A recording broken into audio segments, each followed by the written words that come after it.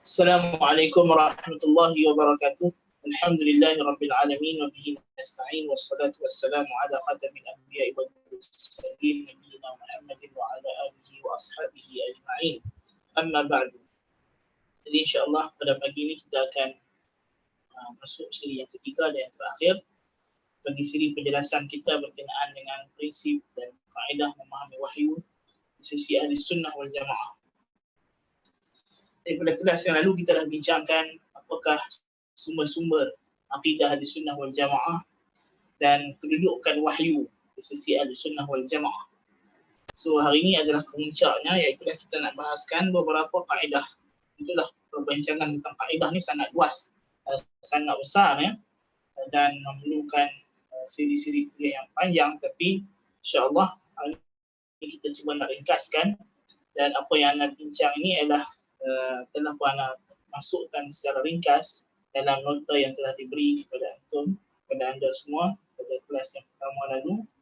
Nota itu yang sebenarnya itu adalah nota dalam kelas pengajian kita dulu yang kita mulakan di Yayasan Ta'lim, kelas pemantapan akidah ahli sunnah wal jamaah. Baik, kita tidak melengahkan masa, kita masuk pada prinsip-prinsip ataupun kaedah-kaedah yang mesti dipatuhi atau diraikan dalam kita memahami wahyu, sama ada Al-Quran atau Sunnah. Yang mana faedahnya jika kita memahami benda ini secara ringkas, paling kurang kita sebagai orang awam, kita boleh faham. Bila kita dengar satu orang yang berjenama ustaz atau berjenama tokoh agamawan bercakap, memberikan dalil dalam masalah akidah, kita boleh tahu kata, oh ini cara dia ulas ini memang ada prinsip yang benar. Dan ada cara yang kita dengar dia bercakap pun kita dah tahu prinsip yang dia pakai itu tidak sahih. Dan kadang-kadang memang sumber dia pun dah tak betul. Kadang-kadang sumbernya kerana mimpi, kerana kata tok guru semata-mata. So itu semua adalah petanda-petanda bahawa sesuatu ajaran itu sesat atau menyimpang. Baik. Prinsip yang pertama ialah kita mestilah beriman.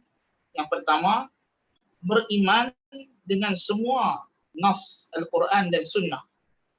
Yang ini maksudnya adalah apa sahaja yang dikhabarkan oleh Rasul SAW daripada Allah Ta'ala, maka wajiblah ke atas orang mukmin itu beriman dengannya, sama ada dia memahami maknanya ataupun dia tidak faham.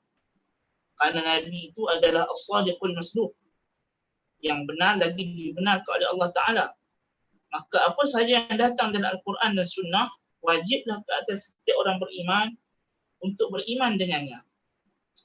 Walaupun dia tidak memahami secara jelas maknanya. Demikianlah yang telah disepakati oleh seluruh ulama Islam dan umat Islam. Dan ianya adalah perkara yang telah menjadi konsensus sepakatan ijma' para ulama. Yang ini apa? Bila kita jumpa nas dalam Al-Quran dan Sunnah, masalah kita bagi contoh. Nabi SAW datang dalam hadis sahih Al-Bukhari,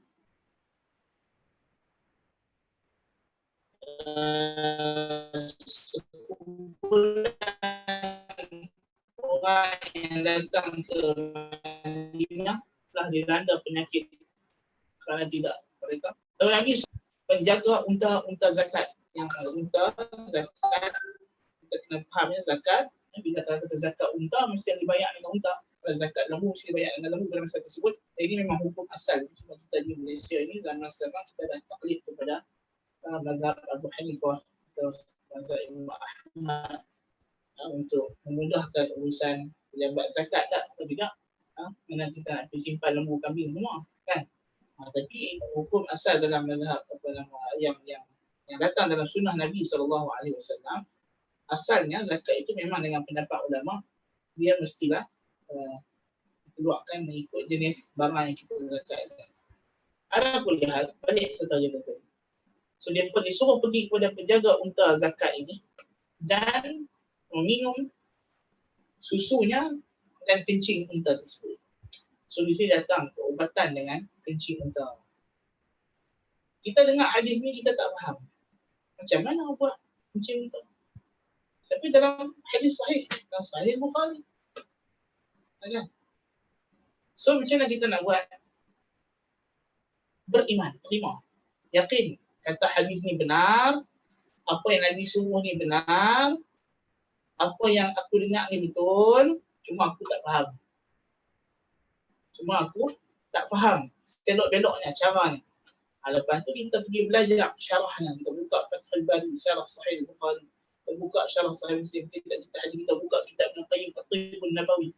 Kita panggil doktor terang, kita taja kepada center di Jeddah yang memang mengkaji secara saintifik prinsip unta dan faedah-faedahnya, merawat macam-macam penyakit yang sekarang ni orang pakai. Kan? Tapi kita jahil. Jangan terus bila kita dengar hadis ni kita kata, oh hadis tak sahih. Salah. Itu adalah satu kesilapan. Ya. Bahkan itu berlawanan dengan penyerahan diri yang total kepada Allah dan Rasul. Itu berkaitan dengan hadis yang membentuk perubatan atau hukum hakam. Demikian juga bila Allah Ta'ala suruh kita tawaf di Baitullah, melontar dalam kerja-kerja haji kita, wukuf di Padang Arafah. Kita tak faham apa poinnya, apa faedahnya aku duduk di Padang Arafah ni daripada Zuhur sampai Maghrib, duduk saja melepak. Apa faedah? Apa faedah kutip batu betul-betul pergi punggai, pergi lontar dekat tiang di Jamrat? Kita tak tahu hikmah di sebaliknya. So mengetahui hikmah, tak faham hikmah, itu bukan alasan, bukan jalan keluar untuk kita kata, saya tak pergi haji lah, nak pergi haji. Na'udzubillah min dzalik. Wa man kafara fa inna Allah ghaniyyun 'anil 'alamin. Maka kata siapa yang kufur tidak mahu nak datang haji, Allah Maha Kaya, tak berhajat kepada makhluk. Ma'adab dia. Jadi kita kena wajib beriman, percaya kata ini haji wajib, umrah wajib, apa yang Tuhan suruh ini hak, betul, benar. Walaupun mungkin aku tak faham apa dia punya hikmah dia. Apa hikmah puasa? Apa hikmah salat? Pasal apa subuh 2 rakaat? Pasal apa zuhur 4, asar 4, maghrib 3, isyak 4? Kenapa tarawih 20 misalnya? So, semua itu bukan syarat untuk kita beriman, kita menyerah diri. Kita kena faham wajahnya, sebabnya, ilahnya. Kerana ada benda yang memang Allah Ta'ala rahsiakan daripada kita hikmahnya. Bahkan ada hukum hakam yang Tuhan letakkan kepada kita ini, hikmahnya terletak pada perbuatan kita. Kepatuhan kita itu akan memberikan kepada kita pahala dan ganjaran daripada Allah Subhanahu Wa Ta'ala. Itu hikmah. So itu maksud. Kerana semua umat Islam beriman dan yakin bahawa Allah Subhanahu Wa Ta'ala al-haq. Tuhan kata al-haqqu min rabbika fala takun minal mumtarin. Kebenaran itu datang daripada Tuhanmu. Janganlah kamu jadi orang yang ragu-ragu. Dan Nabi SAW telah dijadikan kepercayaan oleh Allah Ta'ala. Nabi kata, ala ta'manuni wa ana aminun man fis sama. Apakah mereka tidak percaya dengan aku, sedangkan aku ini dipercayai oleh Tuhan yang berada di langit, oleh Allah Subhanahu Wa Ta'ala. Maknanya, kalau kita betul-betul percaya kepada Allah, kita menyerah diri kepada Allah. Dan makna menyerah diri kepada Allah ialah kita menyerah diri kepada Rasul sallallahu alaihi wasallam. Allah Ta'ala berfirman dalam surah An-Nisa, "Fala wa rabbika la yu'minuna hatta yuhakkimuka fima shajara bainahum thumma la yajidu fi anfusihim harajan mimma qadaita wa yusallimu taslima." Demi Tuhanmu wahai Muhammad. Demi Tuhanmu wahai Muhammad. Demi Tuhanmu wahai Muhammad. Tidaklah mereka itu beriman, la yu'minuna hatta yuhakkimuka, sehingga mereka menjadikan kamulah penentu hukum, fima syajara bainahum, dalam segala perkara yang menjadi perselisihan dalam kalangan mereka. Thumma la yajidu fi anfusihim haraja, kemudian mereka tidak ada rasa tidak senang dengan keputusan kamu. Mimma qadaita, apa yang telah kamu putuskan. Wa yusallimu taslima, dan mereka menyerah diri bulat-bulat kepada keputusan kamu. Ayat ini turun berkenaan dengan Az-Zubair bin Al-Awwam radhiyallahu anhu. Dia ada kebun dia berjiran dengan kebun satu orang daripada kalangan Ansar, ya. Jadi air sungai ataupun air wadi mengalir masuk ke dalam kebun Az-Zubair dulu. Sebab kebun dia dulu di atas, maka turun ke kebun kawan ini. Maka kawan yang kebun dia di bawah ni minta supaya ayat itu segera dialirkan ke kebunnya. Jadi Nabi SAW bagi keputusan kepada Zubair radhiyallahu an supaya dia tahan ayat itu sekadar cukup. Kemudian terus dia salurkan kepada kebun kawan yang bawah. Kawan yang tak puas hati pasal apa? Dia nak ayat tu terus mengalir. Jangan sekat. Kalau ayat tak sekat, mana kebun kawan yang di atas nak dapat ayat? Ayat tu lintas sajalah. Kan? Maka dia kata, adakah ini keputusan sebab dia ni sepupu kau? Awak angkana bin ammika. Dan Nabi marah. Nabi kata, wahai Zubair, tahan penuh-penuh. Betul lepas. Kan? Jadi maknanya, turut ayat ni Allah Ta'ala tegur sikap lelaki ni. Ada yang dikatakan dia ni orang munafik, ada yang katakan dia mukmin yang lemah iman, Allahu a'lam. Tapi ayat ini umumnya menunjukkan dalalahnya, petunjuknya bahawa kita wajib menyerah diri kepada keputusan Nabi SAW tanpa mengira kita faham atau tak faham. Kefahaman itu Allah Ta'ala akan bagi, wattaqullaha wa yu'allimukumullah. Bertakwalah kamu kepada Allah, Allah akan ajak kepada kamu. Kalau kita belajar cara-cara kita nak beribadat kepada Allah, kita amalkan, maka Allah akan buka kefahaman yang banyak yang kita panggil ilham. Okay. Lepas tu kita kata ilham di Ahlus Sunnah wal Jamaah, dia bukan untuk mengisbatkan hukum, tapi dia kefahaman tambahan, bimbingan daripada Allah untuk kita bertambah semangat untuk kita mengerjakan ketaatan kepadanya. Ya. Jadi ini makna kaedah yang pertama. Kita mestilah beriman dengan semuanya sekali. Tidak boleh kita menolak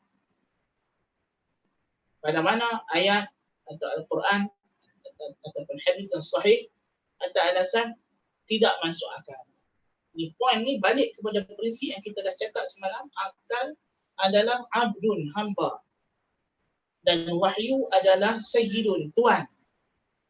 Bila tuan kata hamba, dia tidak ada cakap banyak. Dia terus buat.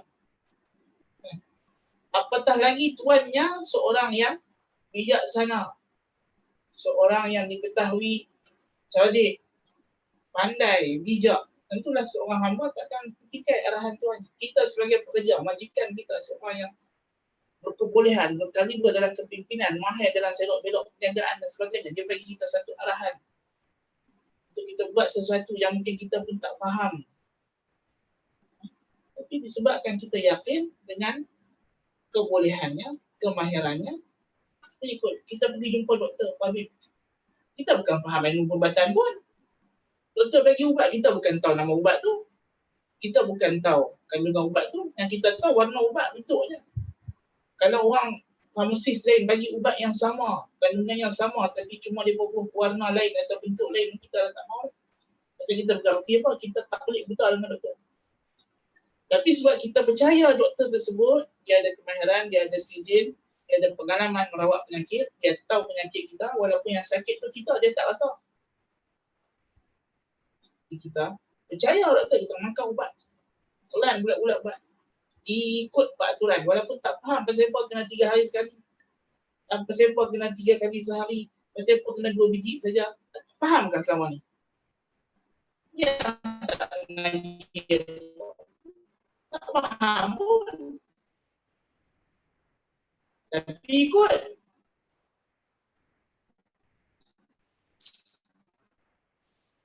Allah Ta'ala, tuan-tuan.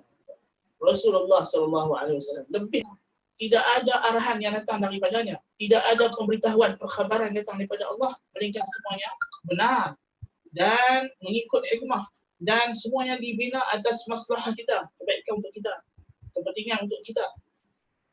So ini maknanya kita kena ambil perhatian berkenaan perkara ini.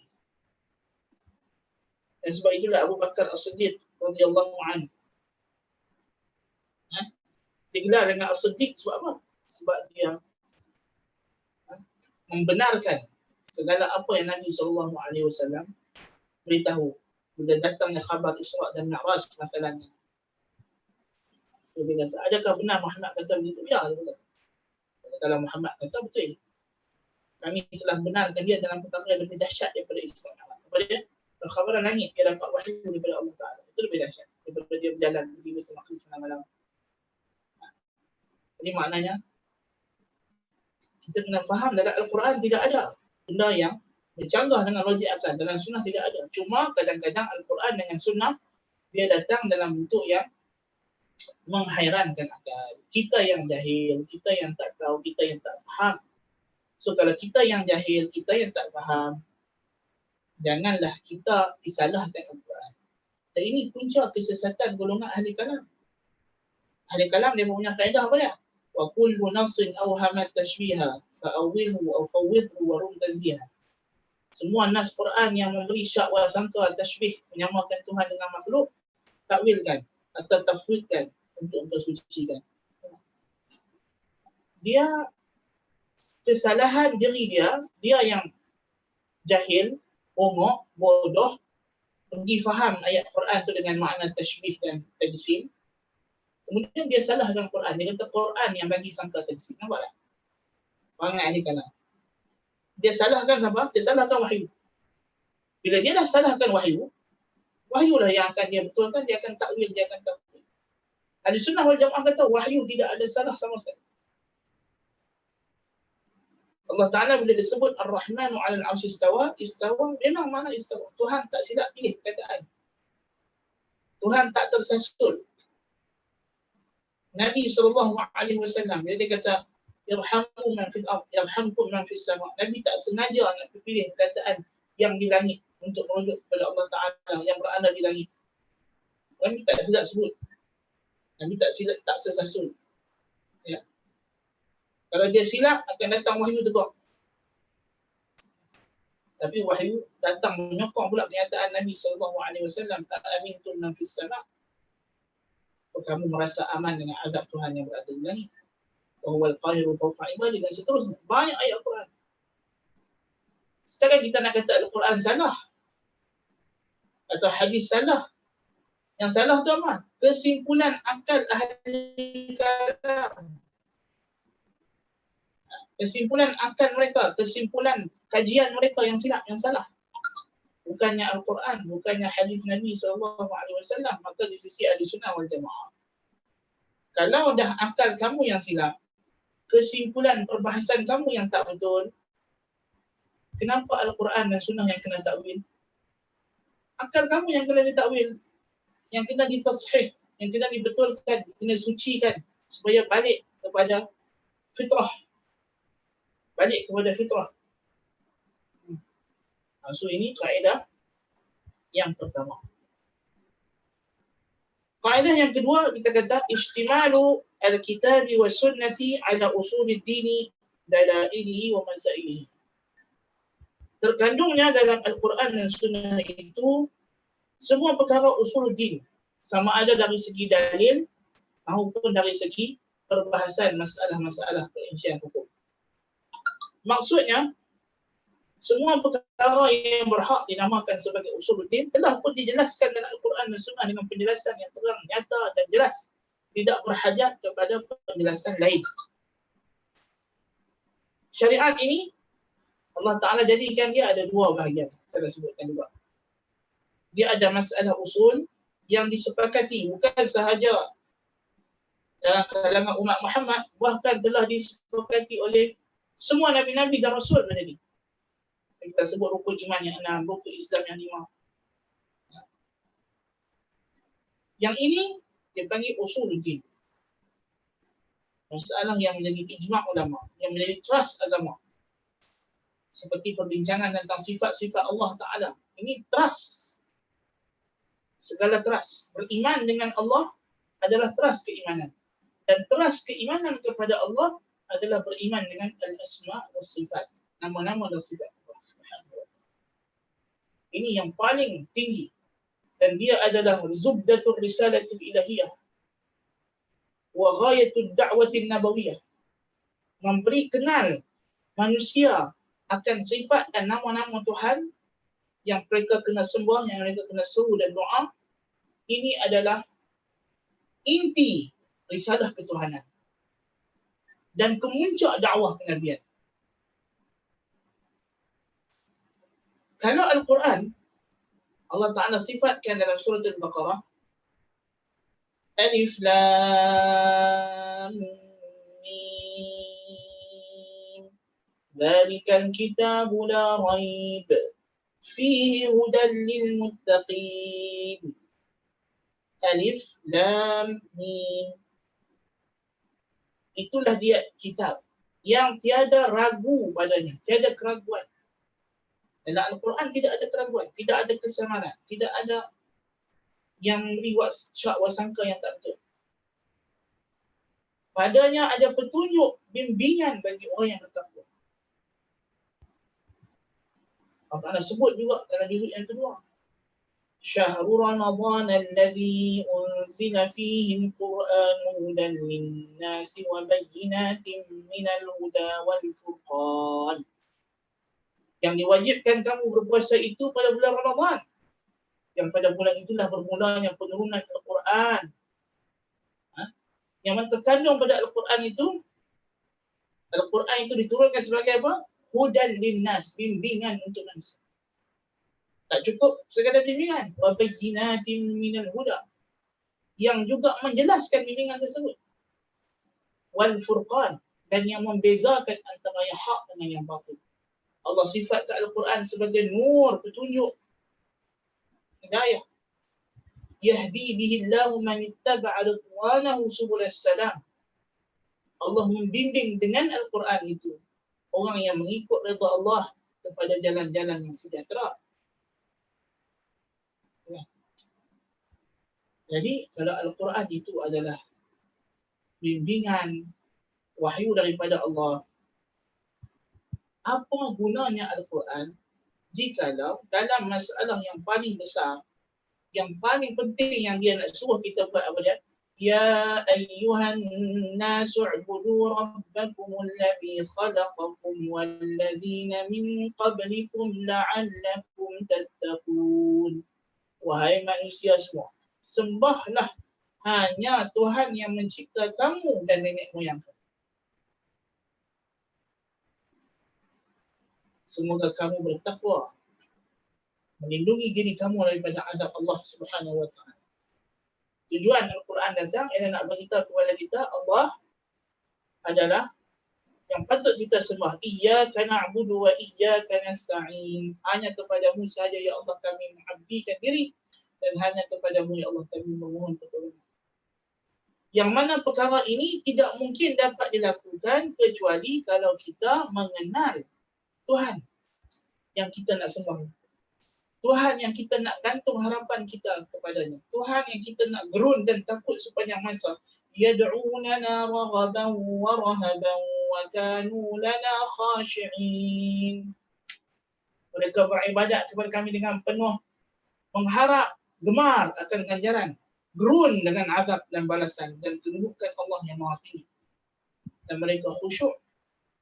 Nak boleh kita mencapai ibadat yang macam ini, tidak mungkin boleh berlaku kecuali dengan walillahil asmaul husna fad'uuhu biha. Dan bagi Allah itu nama-nama yang maha indah, maka beribadatlah, panggillah dia dengan nama-nama tersebut. Ibadat hanya berlaku dengan nama-nama Allah dan sifat-sifat. Kalau kita tak kenal nama-nama Allah, macam mana kita nak berdoa, nak panggil ya Allah minta upah, nak panggil ya Rabb, ya Rahman, ya Rahim, nak sesuaikan nama Allah, sifat Allah dengan apa yang kita nak minta. Tak. Setiap hukum hakam yang Tuhan syariatkan dalam Al-Quran, Tuhan serasikan dengan nama dan sifatnya yang tertentu. Bila cerita pasal hukum hakam yang berbentuk taubat, kemaafan, Tuhan gabungkan namanya Ghafurur Rahim. Kalau hukum hakam yang berbentuk ketegasan, Tuhan gabungkan namanya Azizul Hakim. Apa makna semua itu? Jadi semua hukum hakam Islam ni berlega dari sudut nama-nama dan sifat Allah. Ibadat kita juga bergantung kepada sejauh mana kita mengenal Allah menerusi nama-nama dan sifat-sifat. So ini adalah lubuk inti agama Allah SWT. Jikalau lubuk dan inti agama ini tidak dijelaskan oleh Allah Ta'ala, apa faedah turunnya Al-Quran? Di mana Al-Quran itu menjadi hidayah dan petunjuk kepada manusia. Dan lebih lagi pula, mengenal Allah, kita dah sebut dia adalah ghaib. Bila kita kata ghaib, akal tidak ada peranan untuk membuat satu keputusan. Jangan kata hendak membuat satu keputusan yang berbentuk tasdiqat. Bahkan dalam bentuk tasawurat, nak gambarkan, nak mengimagekan pun tak mungkin berlaku. Sebab dia benda ghaib. Macam kita cerita semalam kan, pasal orang yang tak pernah makan nasi. Kita habaq tak ada nasi. Dia tak pernah tengok nasi seumur hidup dia. Dia nak terbayang nasi pun tak boleh. Ada. Tuhan kita bukan pernah tengok. Ada. Jadi kod celah mana akal nak terbayang? So akal tak mampu. Jadi dia ada dua benda. Pertama, nama-nama dan sifat Allah ini adalah usuluddin, inti ajaran Islam. Yang kedua, dia adalah perkara yang memang tak mampu dicapai oleh akal sendiri. Akal hanya mampu memahami. Untuk akal sendiri pergi tahu Tuhan tu macam mana, tak mungkin. Macam kita dah kata ulama salah sebut, la yu'rafullahi bil aqli, tidak dikenal Allah dengan akal. Wa la yu'rafu bi adamil aqli, tetapi tak mungkin juga dikenali kalau tak ada akal. Baik.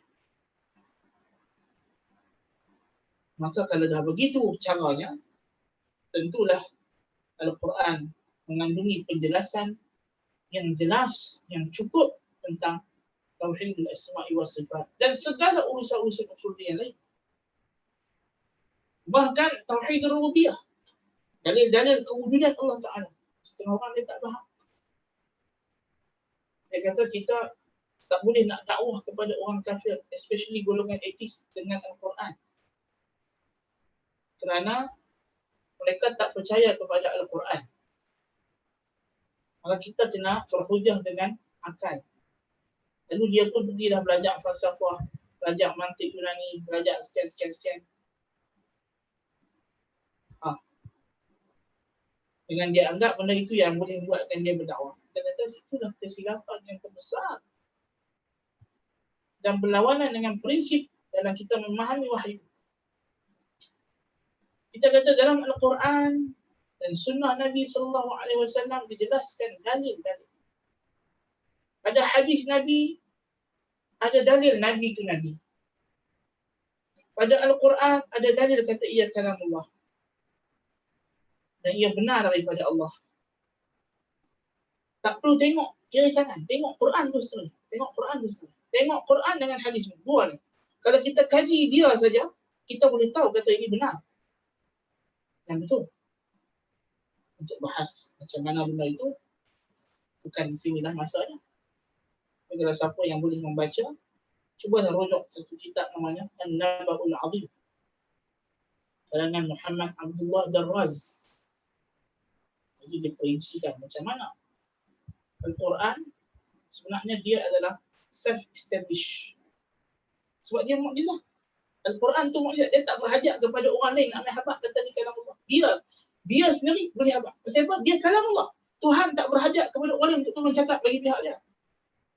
Ini di antara kita tak faham dengan ahli kalam. Ahli kalam dia begitu suka menafikan sifat. Sebab apa alasannya? Kita kena kata Allah Ta'ala tidak berhajat. Kalau kita kata Allah berhajat kepada pendengaran untuk mendengar, maka Allah telah berhajat. Habis itu, bila hang kata pasal Al-Quran, Allah berhajat kepada akal kau, akal Yunani, akal Aristotle untuk membuktikan kata perkataan dia adalah benar. Macam mana tu? Na'udzubillah min dzalik. Allah Ta'ala dia tak berhajat kepada siapa-siapa. Ghaniyun 'anil 'alamin. Dia al-hayy al-qayyum. Jadi dia tak perlu kepada akal kita, kepada ilmu kita untuk establish kata Al-Quran, kalam dia ni benar, Rasul dia benar. Wa kafa billahi syahida. Cukuplah Allah sebagai saksi. Allah ulang apa kata dalam Quran, wa kafa billahi syahida. Qul ayyu syai'in akbaru syahada. Qulillah syahidun baini wa bainakum. Wa uhiya hadha al-Quran liunzirakum bihi wa man balagh. Kata olehmu wahai Muhammad, apakah yang paling besar kesaksian? Kalau kamu nak saksi kata aku ni betul, yang aku bawa ni adalah benar, apa yang paling besar saksinya? Jawab kepada mereka, wahai Muhammad, Allah. Siapa lagi? Persaksian Allah. Dan diwahyukan kepada aku Quran ini untuk aku bagi amaran kepada kamu dan sesiapa yang sampai padanya Al-Quran. Allahu Akbar. Ahli Sunnah wal Jamaah yakin dan percaya bahawa Al-Quran tidak berhajat kepada selainnya. Allah hanya dampingkan Quran dengan sunnah Nabi SAW. Isu-isu akidah Islam yang bersifat usuluddin, kita tak berhajat kepada benda-benda luaran untuk kita buktikan kebenaran. Tetapi benda ini hanya boleh dibuat oleh mereka yang benar-benar beriman, mentadabbur, memahami kalam Allah Ta'ala dan mempelajari betul-betul hadis-hadis Nabi SAW.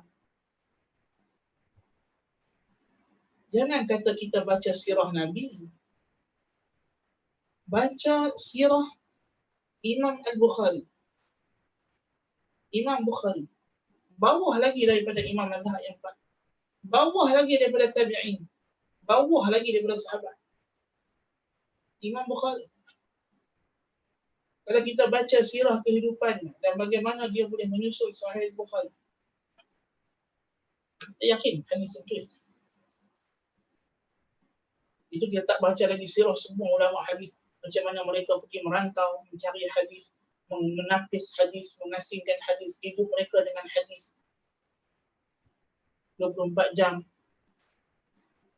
Hafalan mereka, kekuatan ingatan mereka. Tak cerita lagi pula pasal Al-Quran. Al-Quran ni, jangan kata tafsirannya, i'rabnya, barisnya, hurufnya. Perhiasan sebutannya juga dipelihara. Tak mana panjang, tak mana dengung, tak mana yang 4 harakat, tak mana yang 5 harakat, tak mana 6 harakat. Dijaga. Orang datang baca Quran dekat seorang sahabat Ibnu Mas'ud. Dia tak baca panjang dekat mak wajib. Maksud kata apa? Bukan macam ni kami baca Quran yang lain. Bukan macam ini dia baca Quran yang lain. Sahabat masa dia ajak Al-Quran kepada tabi'in, bukan sekadar menyampaikan susunan kalimah-kalimah.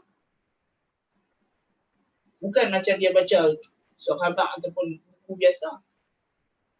Cukup hukum hakam tajwid sinai, walaupun dari segi bacaan tidaklah dia satu yang fardu, tapi dijaga. Kerana begitu ia diturunkan. Ya.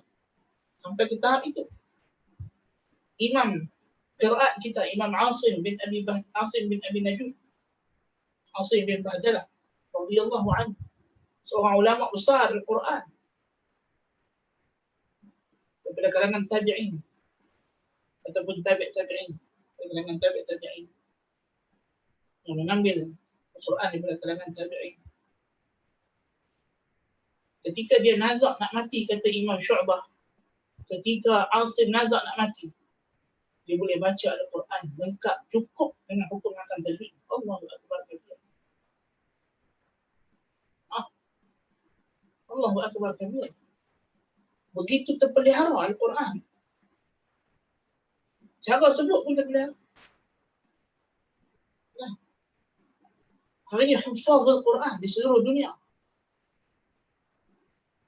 Mereka boleh hafaz semua turuk, jalan-jalan, riwayat, cara-cara bacaan Al-Quran.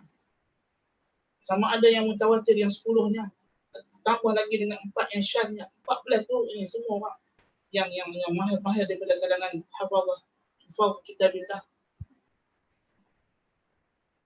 Kalau kita perhati begini mukjizat Al-Quran,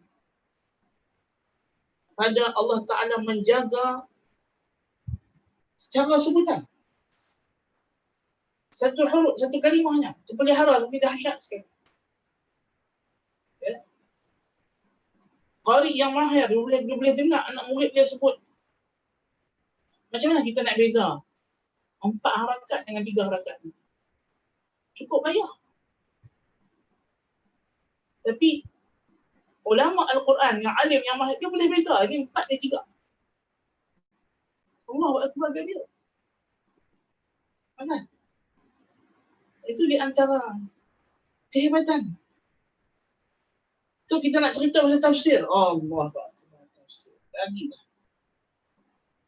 Lagilah dahsyat. Ilmu tafsir ini, kalau kita melihat karangan ulama dalam tafsir, sahabat telah mula menulis tafsir. Ibnu Abbas meninggalkan kepada kita hasil karya tulisan tafsir yang diriwayatkan oleh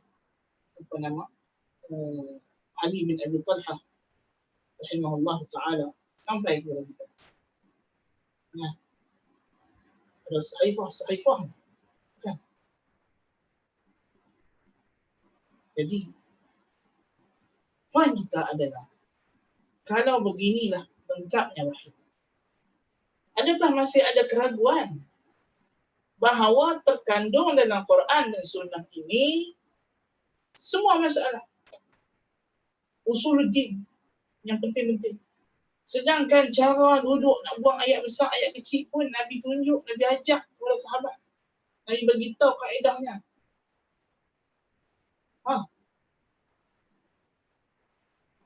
Cara hendak berhubungan suami isteri pun Allah Ta'ala cerita, Allah Ta'ala kita dalam Quran.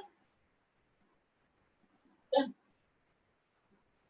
cara nak makan tangan mana, apa nak baca, sebelum makan, selepas makan, kena basuh tangan. Subhanallah, ajib. Kalau detail adab harian begitu detail dalam Islam, daripada kita bangkit celek mata atas katil sampai kita baring balik malam sekali, tidak ada langkah yang kita melangkah melainkan ada adabnya. Apakah urusan terbesar dalam agama usuluddin, akidah? Tiba-tiba kita kena kata, kalau akidah ni kita kena tengok dulu ahli sultan kata apa. Allahu Akbar. Adakah ini kalam orang yang beriman? Bukan. Ini bukan kalam orang beriman, ini kalam orang yang ada ragu pada wahyu Allah Ta'ala. Na'udzubillah. Kalau dia tak tadabbur, dia tak perhati, dia tak ambil indah. أفلا يتدبرون القرآن ولو كان من عند غير الله لوجدوا فيه اختلافا كثيرا أفلا يتدبرون القرآن أم على قلوب أقفالها نسأل الله العافية. Jadi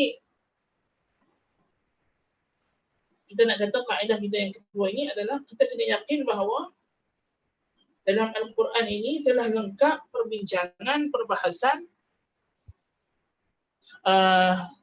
tentang hukum hakam masalah akidah, termasuklah perbahasan yang bersifat akliyah, yang bersifat akal. Bahkan Al-Quran sentiasa memberikan dalil-dalil bimbingan untuk akal berfikir secara logik. Bukan sahaja dalam hukum hakam akidah tauhid, bahkan dalam hukum hakam fiqh. Di sana ada perbahasan tentang maqasidus syariah. Kita ada perbincangan tentang qiyas dan illah yang menzahirkan betapa syariat Islam ni sangatlah logik, sifatnya logik. Tapi logik yang mana? Logik yang sesuai dengan fitrah. Adapun kalau you nak logik lain, you nak supaya agama Islam ni sesuai dengan budaya barat yang baru, budaya masyarakat tempat you, atau adat nenek moyang you, memanglah. Itu yang jadi muskilah. Itu yang jadi muskilah. Bukannya Al-Quran tak logik.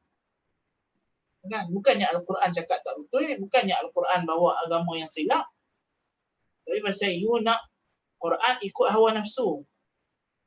You nak supaya Quran mengiyakan adat nenek moyang atau budaya setempat atau apa-apa budaya moden yang ada yang you nak buat, nak ikut. Itu memanglah hawa nafsu. Bukan akal yang sarih, bukan akal itu yang kita maksudkan. Yang kita maksudkan akal yang abdul lillah, hamba kepada Allah Ta'ala. Akal yang taat kepada Allah Ta'ala. Tidak ada masalah. Tidak ada yang tak logik padanya. Nak berhujah dengan etis. Dalam Al-Quran, banyak hujah Tuhan bagi. Yang bersifat burhaniyah. Hujah yang bersifat konkret, kukuh, logik yang tidak boleh disangkal oleh mana-mana manusia yang waras. Cuma golongan etis ni dia suka safsatah, sophisticated. Sophisticated ni maknanya apa? Orang yang bahasa Inggeris dia kata payahlah, tapi maknanya dia sofis. Sofis ni asalnya istilah merujuk kepada golongan yang suka orang kata apa? Buat loyak buruk. Loyak buruk. Kan? Masalahnya dah pada hari ni hari Selasa. Dia kata apa dah hari ni Selasa? Dia suka shock dengan semua benda. Saja. Pangai lo nak.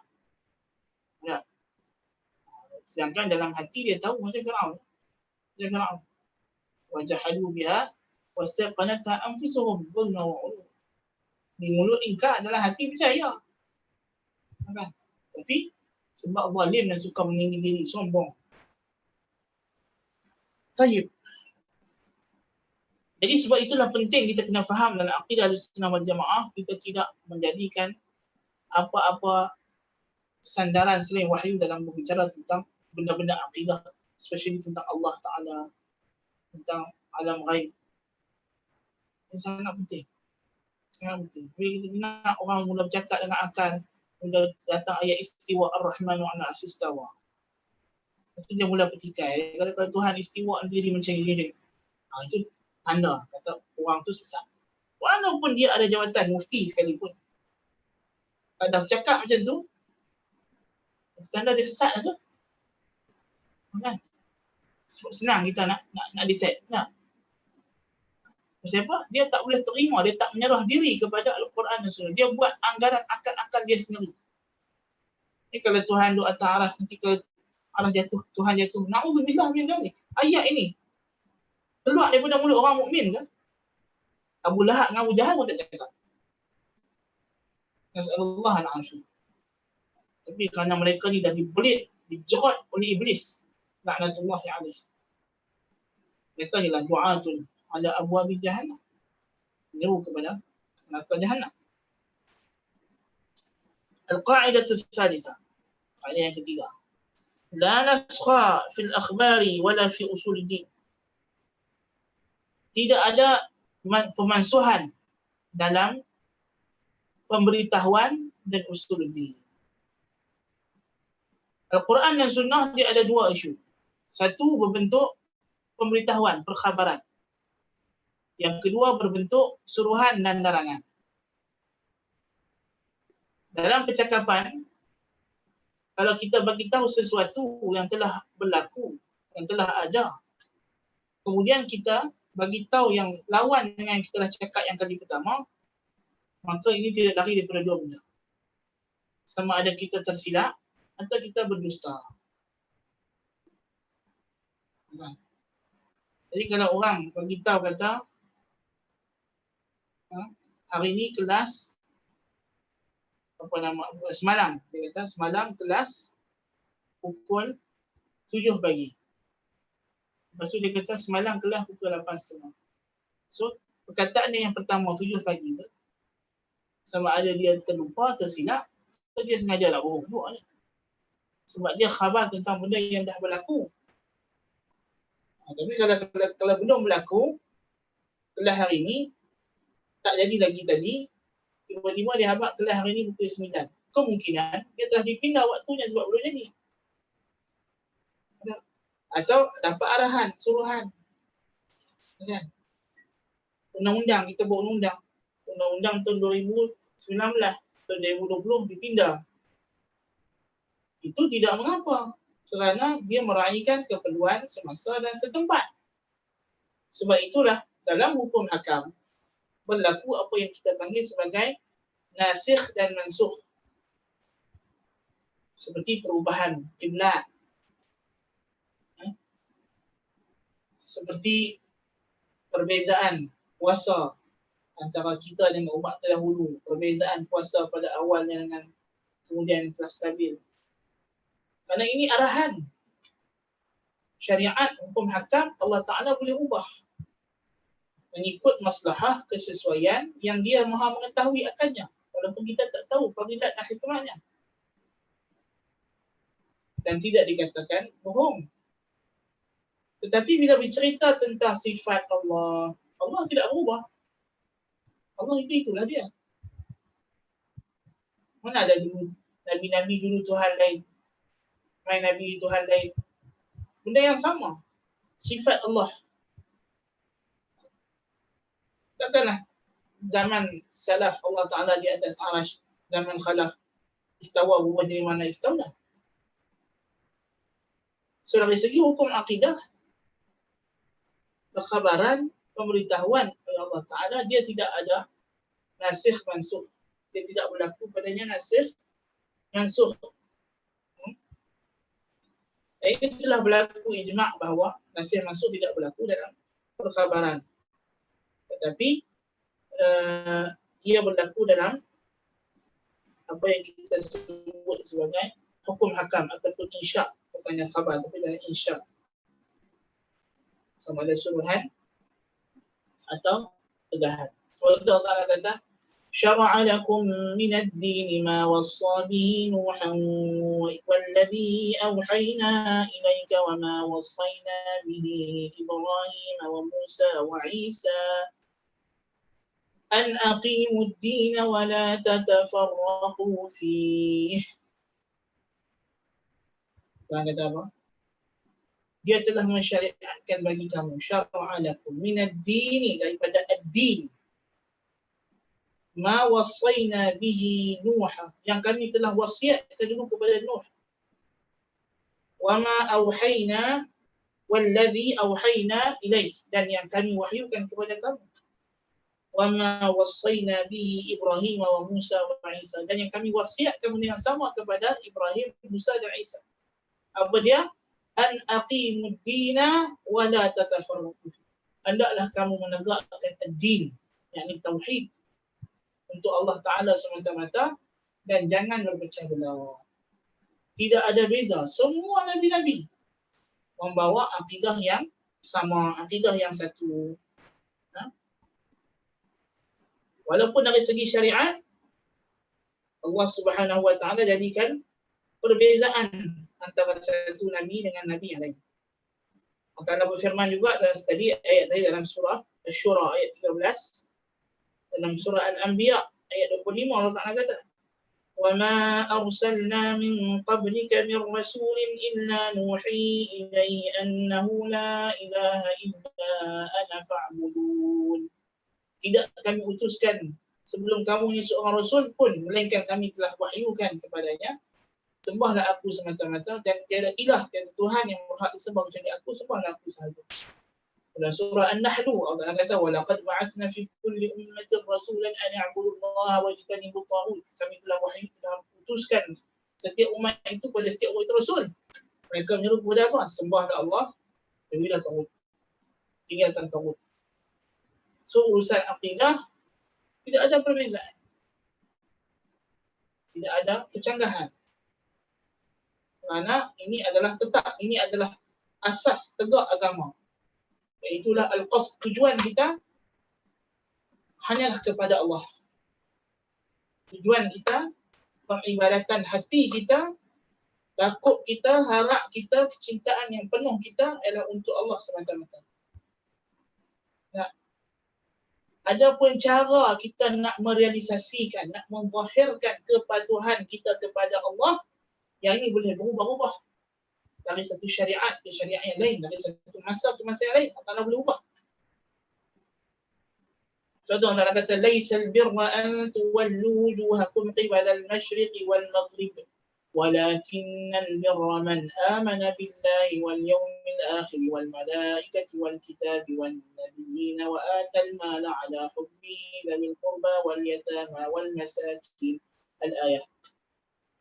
Bukanlah albir, keimanan itu diukur kamu menghadapkan wajah kamu ke timur atau barat, bukan ke mana arah kiblat kamu. Tetapi yang diukur keimanan itu ialah kamu beriman dengan Allah, malaikat, kitab.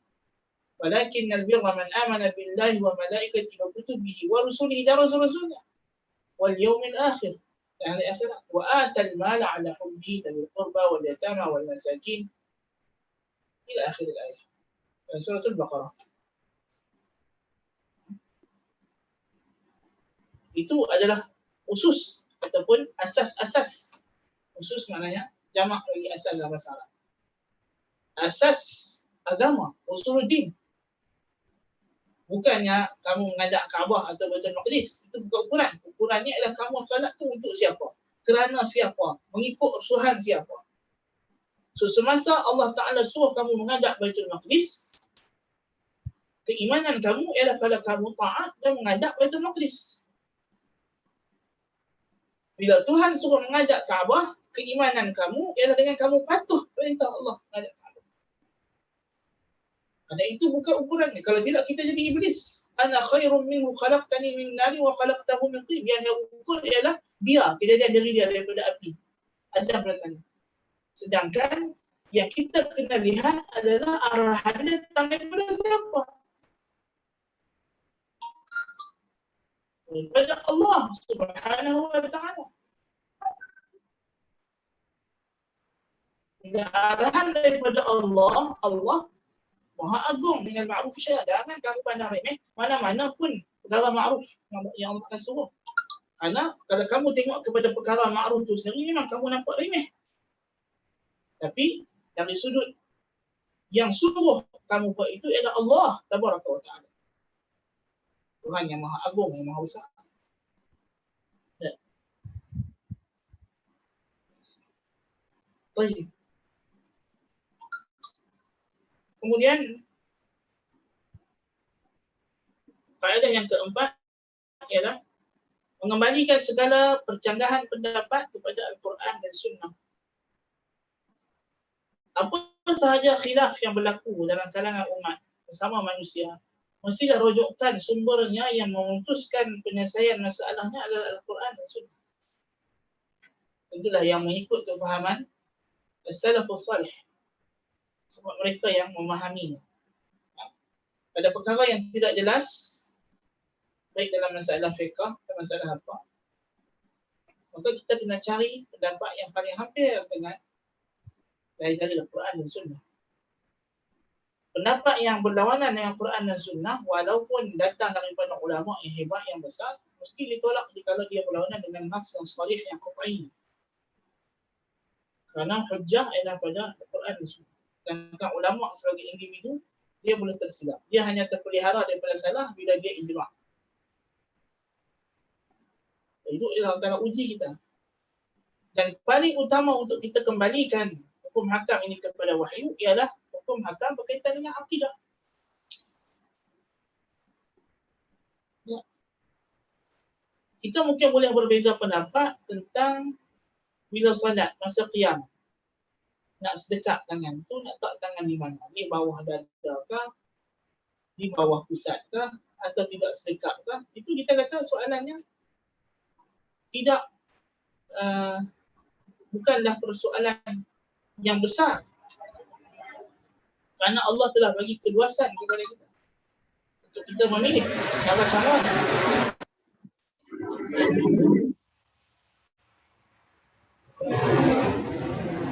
Tetapi Adapun urusan akidah, yang ini tidak menerima padanya perbezaan pendapat. Soalan semalam orang tanya, ada tak perbezaan pendapat tentang akidah? Tidak ada. Tidak ada khilaf di kalangan umat Islam bahawa kita akan melihat Allah. Orang-orang ahli syurga akan melihat Allah Ta'ala dalam syurga. Wujuhun yawma idin nadhirah ila rabbiha nadhirah. Innakum satarawna rabbakum kama tarawna al-qamara laylatal badr. Tapi khilaf datang pada melihat, adakah Nabi melihat Allah pada malam Mi'raj? Ini dalil tidak jelas, tidak sharih. Ulama berbeza pendapat tentang memahami makna ma kadzabal fuadu ma ra'a. Apa yang Nabi lihat? Adakah termasuk di antara Nabi lihat itu ialah Allah? Ataupun Nabi tak melihat Allah tapi melihat makhluk-makhluk yang ajaib dalam alam yang lain? Sahaja. So itu khilaf kefahaman. Tapi yang ada nas sarih tidak mungkin berlaku khilaf. Akidah dibina atas benda ini. Atas nas yang sarih, yang sahih. Memang kita kata ada percanggahan perkara berkaitan tentang perkara yang kita nampak macam dia daripada akidah, tapi dia bukan usuluddin. Dia bukan usuluddin. Kita wajib beriktikad. Bila kita mati, ada malaikat yang akan cabut nyawa. Ini wajib. Sebab nas jelas. Qul yatawaffakum malakul maut alladhi wukila bikum.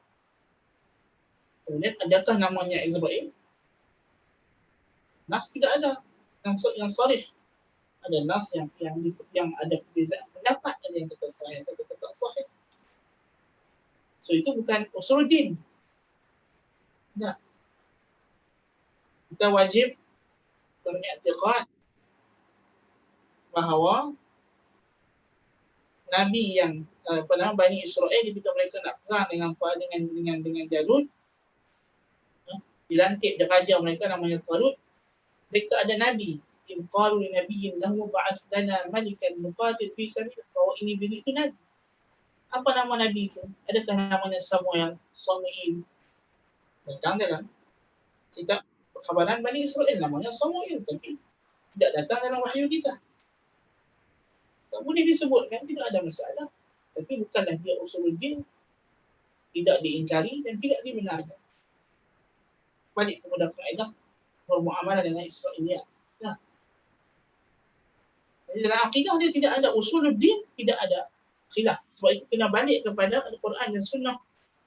Dan tidak boleh satu orang mendakwa kata di sana ada banyak aliran dalam akidah, ada banyak metodologi untuk memahami wahyu dalam isu-isu akidah. Ini salah. Kerana akidah itu satu, lurus, siratal mustaqim. Ihdinas siratal mustaqim. Jikalau dalam akidah sudah ada banyak aliran kecanggahan, itulah dicela Nabi SAW kata, Sataftariqu ummati ala 73 millah, kulluha fi an-nar illa wahidah. Umatku pula wa inna hadhihi al-millah sataftariqu ila 73 millah, kulluha fi an-nar illa wahidah. Umatku ini akan pecah 73 ajaran agama dan 72-nya dalam neraka kecuali satu. Nah. Jadi percanggahan ajaran akidah ini tidak dapat diterima. Percanggahan mazhab dalam fiqh itu dibenarkan dalam ruang lingkup selama mana ia berada di atas satu metodologi, manhaj ahli sunnah wal jamaah. Bahkan dalam fiqh juga kita tak boleh bertaklid kepada fiqh Zaidiyah atau fiqh Isna Asyariyah, Syiah. Bahkan mesti melazimi salah satu daripada mazhab ahli sunnah wal jamaah yang 4. Kerana ini sahaja fiqh yang dibina mengikut metodologi ahli sunnah wal jamaah. Walaupun dari segi natijah, sudut pandang, mungkin ada sudut pandang yang berbeza antara ajaran mazhab ini. Tetapi mereka berpijak, bermula dan bergerak di atas landasan yang sama.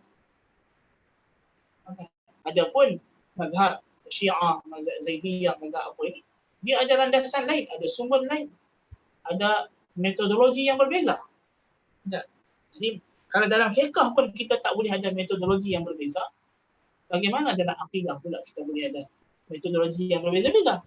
Sedangkan akidah tadi kita kata nasikh mansuh pun tak berlaku. Sejak daripada zaman Nabi Adam sampai bila-bila tak akan berubah. Sejak Allah Ta'ala wujud, tidak ada mula.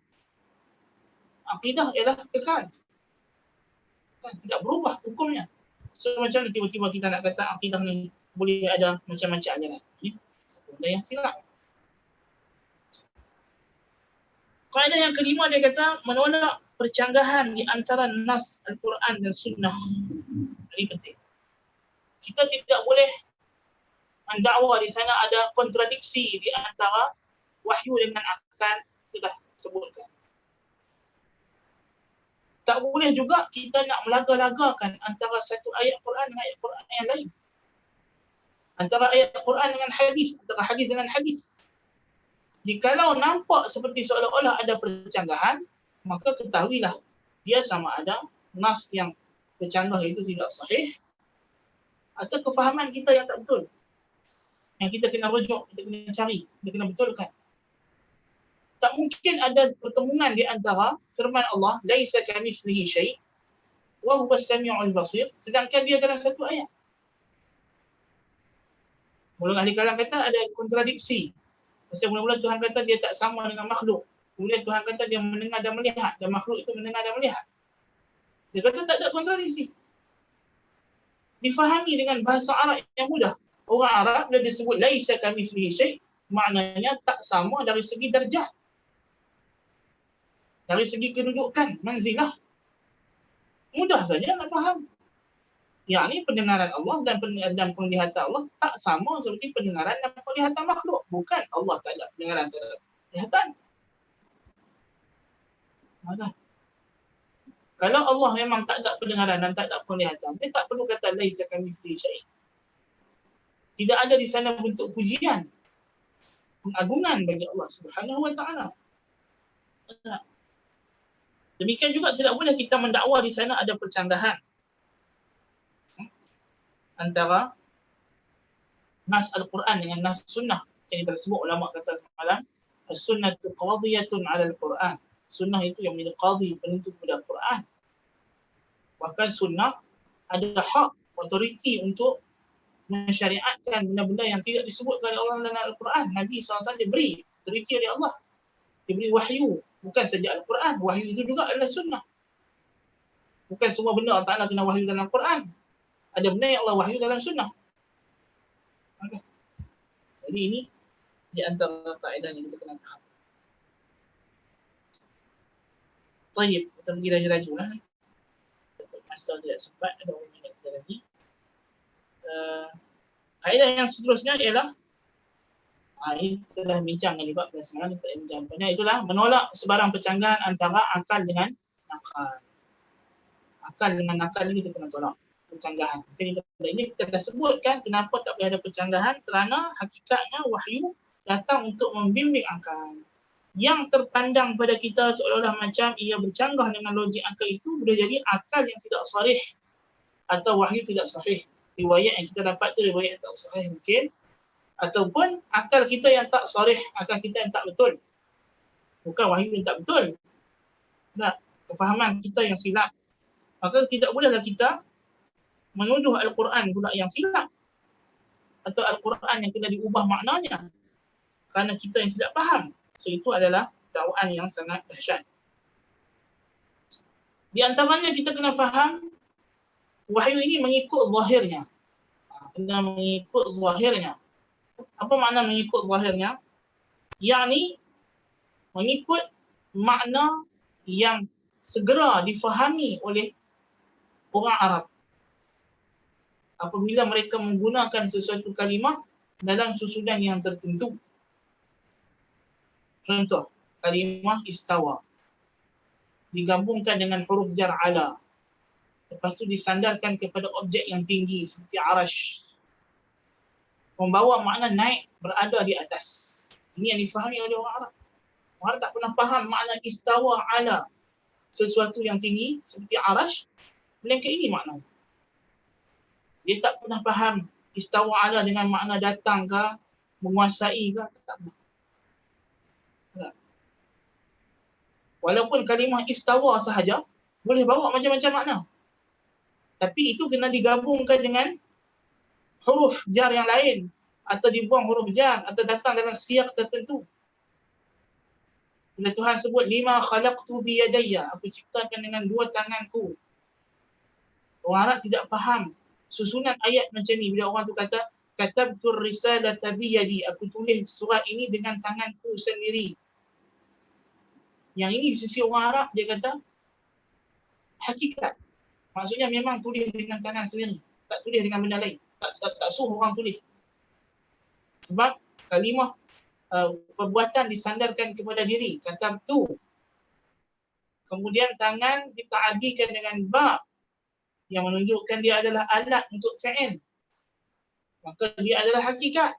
Seperti firman Allah Ta'ala, lima khalaqtu biyadayya, yang aku ciptakan dengan dua tanganku. Berbeza kalau orang Arab kata katabtu risalah, aku tulis surat. Tulis surat ni boleh jadi dia cakap, orang tolong tulis bagi pihak dia. Pun boleh berlaku. Uslub Arab ni kena faham. Uslub Arab mesti salaf. Kejahilan ahli kalam dia tak faham bahasa Arab. Sebab tu ulama salaf kata kepada seorang Mu'tazilah, minal ujmati utit, disebabkan ketidakmahiran engkau dalam bahasa Arab, engkau sesat. Kan? Tapi memanglah ahli kalam tunjuk kata macam mereka pandai bahasa. Tak, mereka tak pandai bahasa. Mereka mereka bahasa mereka sendiri. Betul mereka nak ditapuk atas Quran dengan sunnah. Tak betul. Tak betul. Yang dia ambil kira ialah apa yang difahami oleh orang Arab asal, itulah as-salafus salih ridwanullahi taala alaihim, sebab mereka lah yang memahami wahyu mengikut konteks wahyu yang sebenar, dan mereka adalah orang Arab asal yang fasih, yang memahami segala uslub Arab dengan wajah yang sahih. Kaedah yang ke-8 dia kata zahir nas difahami mengikut pada orang yang dibicarakan. Maksudnya tadi kita sebut zahir nas ni difahami oleh sahabat Nabi. Bila dia dengar ayat-ayat tentang sifat Allah, tentang benda-benda gaib, dia faham. Bila Tuhan sebut dalam syurga ada sungai, dalam syurga ada susu, dia faham makna itu. Walaupun dari segi hakikat, kaifiyat berbeza. Contoh kata Ibnu Abbas, laisa fil jannati mimma fid dunya illa al-asma. Tidak ada yang sama dalam benda dalam syurga dengan dunia melainkan nama. Nama maksudnya dari segi penamaan makna itu susu lah. Tapi dari segi komposisi susu dalam syurga, mana sumbernya asal tidak sama. Susu di dunia ini masam sampai tempoh tertentu. Susu dalam syurga mana ada masam-masam, mana ada expired date. Maka demikian juga sifat-sifat Allah Ta'ala difahami dengan bahasa Arab yang sahih, yang sharih. Baik.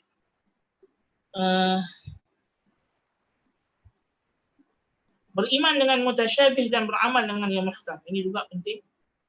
Yang sama-sama kita kena beriman. Sama-sama ni apa? Sama ada ayat tu ayat mansukh misalnya. Atau ayat tu ayat yang mutlak atau yang mujmal, yang mubham. Kita kena beriman. Tetapi kita kena fahaminya dengan pasangannya yang muhkam. Kalau ayat itu ayat mansukh, maka kita kena faham dengan yang nasikhnya. Ada ayat kata ada hadis cerita kata salat di menghadap Baitul Maqdis. Kata ayat Quran suruh menghadap Kaabah. So mana kita nak kena pakai? Kita kena beriman bahawa Baitul Maqdis dulu memang pernah jadi kiblat kita. Tak bolehlah kita ikat. Tapi itu yang dululah. Tapi sekarang kalau kita nak salat, yang kita kena amal ialah menghadap di Kaabah. Sebab Baitul Maqdis sudah jadi mutasyabihat. Dia mansukh. Yang kita kena amal ni ialah yang muhkamat, yang tidak dimansukhkan. Jadi ataupun nas dalam akidah sama juga. Kita kena pegang kepada nas yang muhkam. Bukan yang mutasyabihat yang sama-sama. Yang sama-sama itu macam mana? Contoh Allah Ta'ala datang ke ayat, dia kata dia ada tangan banyak. Ada tangan. Kadang-kadang datang dalam Quran lafaz tangan tu mufrad. Kadang-kadang datang dalam lafaz itu jamak.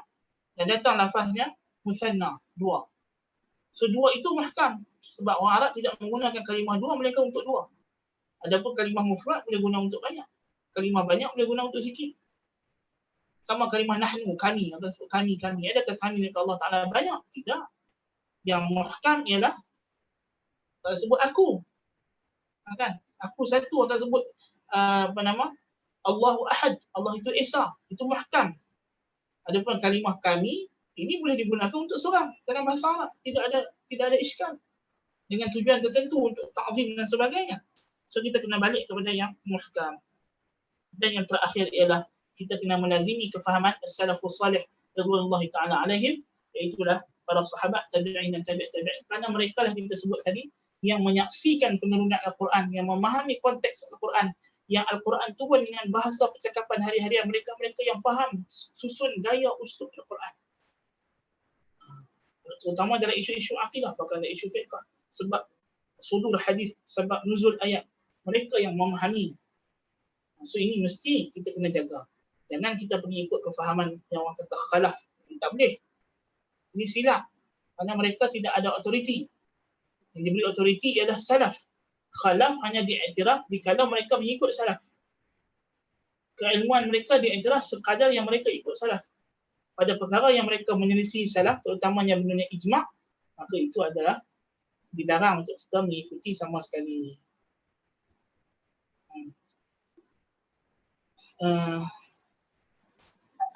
Soalan di sini dia kata, Waalaikumsalam warahmatullahi, kita nak persuade orang yang tak percaya ragu betul Al-Quran untuk kes. Untuk persuade orang ini ialah untuk orang percaya Al-Quran. Banyak perkara yang kita kena tengok dari sudut dia tu sendiri, kenapa dia tak nak percaya Al-Quran. Kalau dia memang jahil, orang panggil jahil, mutbik, jahil yang memang tak tahu apa tentang Quran, kita kenalkan dia kepada Al-Quran. Tunjukkan dia, suruh dia baca Al-Quran. Ramai orang kapiak dalam dunia ni masuk Islam setelah baca Al-Quran. Bahkan anda tengok satu kisah, satu uncle di negara Eropah sana, dia terjumpa Al-Quran dalam kapal terbang. Translation sekali ya. Dia balik rumah, dia bawa Al-Quran, dia baca, masuk Islam. Bukannya susah nak percaya Al-Quran. Pada Al-Quran itu dia kena perhatikan isi kandungan Al-Quran. Sebab itu kita kena bacakan Al-Quran pada orang kafir ni, kita kena bacakan Al-Quran pada dia. Baca dan terangkan Al-Quran pada dia. Tunjukkan pada sisi-sisi baik Al-Quran, apa ajaran Al-Quran. Sebab itu bila orang nak dakwah, orang tanya Nabi, apa yang kamu dakwahkan? Nabi akan sebut inti ajaran dia. Tauhid kepada Allah, menjaga hubungan silaturahim, berbuat baik kepada jiran, makan yang halal, makan yang baik-baik. Ini di antara usuluddin yang menjadi mahasinul Islam, menjadi intipati dakwah Nabi SAW. Kalau dia ada syubhat apa semua itu, kita kena rungkai syubhat-syubhat itu mengikut syubhat yang dia ada.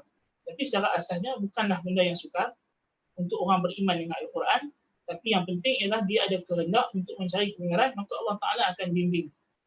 Lau alimallahu fihim khairan la asma'ahum. Kalau Allah tahu bahawa pada diri seseorang itu ada kehendak untuk jadi baik, Allah akan bagi dia faham Al-Quran. So itu hidayah milik Allah Subhanahu Wa Taala. Tapi kalau dah memang dia berpaling nak baca Quran pun tutup telinga tak boleh dengar, macam kaum Nabi Nuh, macam mana? A'udzubillah min dzalik. Tentulah Allah Taala tidak akan bantu dan bimbing dia. Kalau kuliah hidayah milik Allah Subhanahu Wa Taala. Baik. Jadi saya harap penjelasan kita sebuah ringkas ini dapatlah membantu untuk kita memahami secara asas permulaan cara-cara interaksi kita dengan wahyu, mengikut manhaj ahli sunnah wal jamaah, kerana ini sangat penting, kerana ini adalah asas dan tapak kita kata untuk kita menjadi ahli sunnah wal jamaah yang sejati. Adapun setelah itu barulah kita boleh mula melangkah dan mempelajari lebih lagi. Ini bukanlah satu-satunya jalan untuk kita menaik hidayah. Kuliah kita ni hanyalah untuk permulaan, untuk promosi manhaj ahli sunnah wal jamaah untuk tuan-tuan dan perempuan memulakan langkah untuk belajar dan menuntut ilmu lagi dan mendalami lagi prinsip-prinsip akidah ahli sunnah wal jamaah dalam kelas-kelas yang lebih detail. Mudah-mudahan Allah Ta'ala memberikan kepada kita kefahaman dan hidayahnya. Qultu lakum ma sami'tum, subhanakallahumma bihamdika asyhadu an la ilaha illa anta astaghfiruka wa atubu ilaik. Assalamualaikum warahmatullahi wabarakatuh.